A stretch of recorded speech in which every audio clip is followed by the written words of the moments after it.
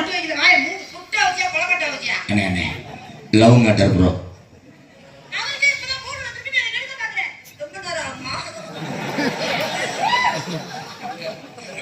நான் மாத்திரை ஓட்டாங்க. இது என்ன பழக்கம் மருதமணி? இது எதுக்கு?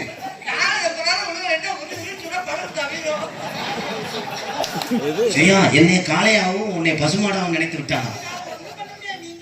நான் என்னத்தை பண்றேன்? மாத்திரை இல்லப்பா, தொழில்ப்பா, வயிற்று பொழப்புக்காக.